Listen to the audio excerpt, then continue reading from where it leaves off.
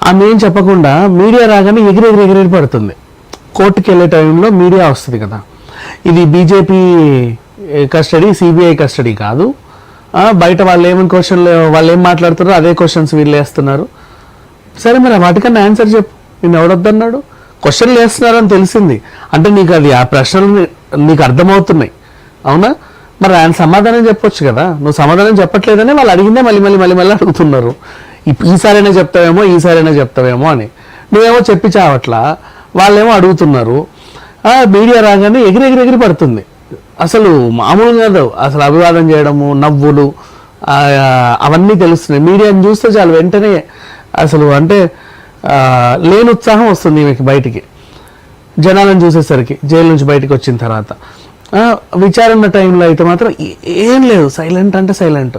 అమ్మ తల్లి, డబ్బులు ఎక్కడి నుంచి తీసుకున్నావు, ఎవరికి ఇచ్చావు, ఏం జరిగింది చెప్పు. నో, నాకేం తెలీదు. మీడియా రాగానేమో బీజేపీ వాళ్ళ కస్టడీ ఇది అంటే ఏదో మోడీను అమిత్ షా కలిసి ఈమె చేతులు పట్టుకొని కస్టడీలో కూర్చోబెట్టినట్టు చెప్తుంది. సీరియస్గానే వార్నింగ్ ఇచ్చింది. జైల్లో అదేంటిది, నీకు జైలు శిక్ష ఉంటుంది 100%. నువ్వు నిజం చెప్పకపోతే నువ్వు మళ్ళీ జైలుకి వెళ్ళిపోతావు. కస్టడీకి తీసుకుంటే మాత్రం ఉపయోగం ఏముంది, నువ్వు ఎన్నాళ్ళు ఉంటావు అన్ని రోజులే ఉండు, కానీ మీడియాతో మాత్రం పిచ్చిగా మాట్లాడితే సరిగ్గా ఉండదని చెప్పి గట్టిగా జడ్జి వార్నింగ్ అయితే ఇచ్చింది. మరి ఇప్పుడు నెక్స్ట్ టైం మళ్ళీ ఈమె విచారణ, ఈ రోజు కూడా హియరింగ్ ఉంది, ఇవాళ వచ్చినా కూడా అంతే.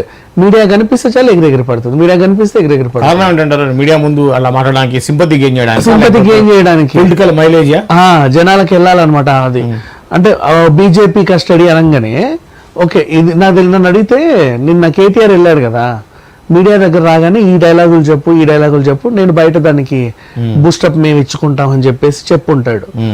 ఆవిడ రాగానే బీజేపీ కస్టడీ అనింది. ఆమె నిన్న పదం అనిందో లేదో అందరూ బీజేపీ కస్టడీ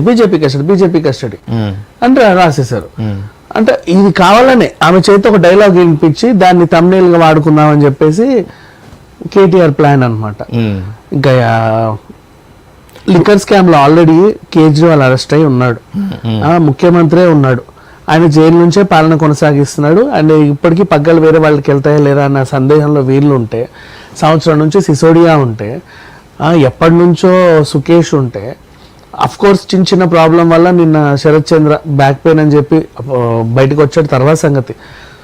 ఇంతమంది అక్కడ కొట్టుమిట్టాడుతూ ఉంటే ఈమె వచ్చి ఇది బీజేపీ కస్టడీ, బీజేపీయే తెచ్చిందా మరి వాళ్ళందరూ అనట్లేదు ఇది బీజేపీ కస్టడీ అని. ఇప్పుడు కేజ్రీవాల్ కూడా ఇది బీజేపీకి మోడీ కావాలని నన్ను అరెస్ట్ చేయించాడు, ఇది బీజేపీ కస్టడీ అయినట్ల. ఎప్పటి నుంచో ఉన్న సిసోడియా అనట్ల ఇది బీజేపీ కస్టడీ అని. కవిత ఒక్కతే ఎందుకు అంటుంది? ఆ డైలాగులన్నీ వీళ్ళు నూరిపోస్తున్నారు. ములాఖత్కి వెళ్ళినప్పుడల్లా మీడియా కనిపిస్తే ఒక్క 2 డైలాగులు గబగబ వాగేసాయి, దాన్ని మేము బాగా బూస్టప్ ఇచ్చుకుంటాం, ప్రజెంట్ మనకు బాగా మైలేజ్ వస్తుంది అని చెప్పారు. అంతేగాని అసలు లిక్కర్ ఆమె ఎందుకు అరెస్ట్ అయిందనే విషయమే పూర్తిగా మర్చిపోయింది కవిత. అసలు ఆమెకి ఇప్పటికీ తెలియదేమో, అవును నన్ను ఎందుకు అరెస్ట్ చేశారు అనే దీంట్లో ఉంది. ఆమె ఒక సందిగ్ధంలో ఉన్నప్పుడు ఇంకా వీళ్ళకేం ఆన్సర్స్ ఏం చెప్తుంది? సిబిఐకి, సిఐడికి ఎంతమంది వస్తే మాత్రం ఏం ఉపయోగం? 3rd డిగ్రీ ప్రయోగించి మంచిగా అట్లా వేలాడదీస్తే నన్ను నడితే అప్పుడు చెప్తుందేమో నిజాలని. అలాగే ఉంది మరి అది లీగల్ కాదు కదా, అక్కడ దాకా తెచ్చుకోవడం ఎందుకు అని. ఓకే ఓకే, ఇప్పుడు అప్రూవల్గా మారే అవకాశం ఉందా ఏమన్నా? కవిత అప్రూవల్గా మారాలనే అనుకుంటున్నారు, ఎందుకంటే బయటికి రావాలంటే ఖచ్చితంగా అప్రూవల్గా మారాలి. అప్రూవల్గా మారితే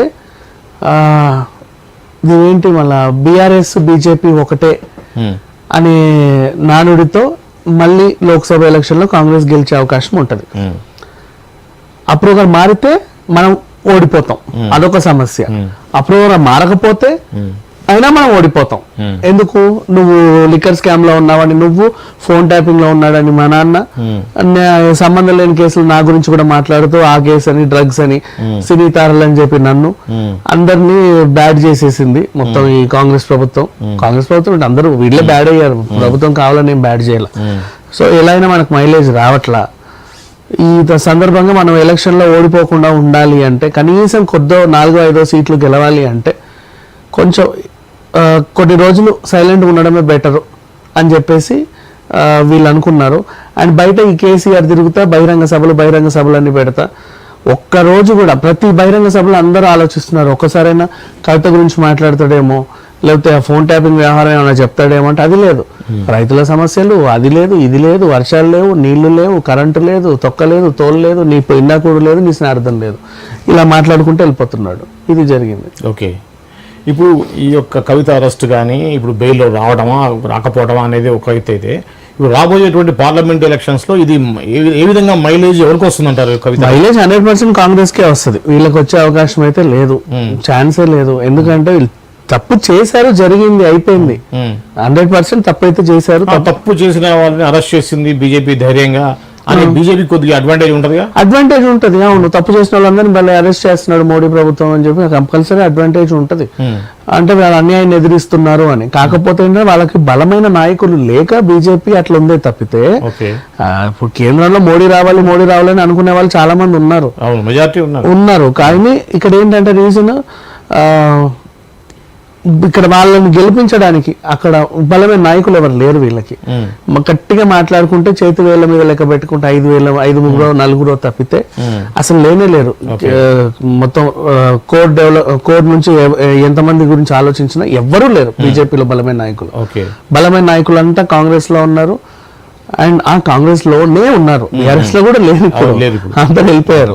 సో మరి వీళ్ళందరూ వెళ్ళి కనీసం బీజేపీలో చేరినా కొంచెం బలం అని ఉండేది, వాళ్ళకు 4 సీట్లు ఎక్స్ట్రా అని వచ్చేవి. కానీ లేదు, మొత్తం అందరు కాంగ్రెస్ లోనే ఉన్నారు.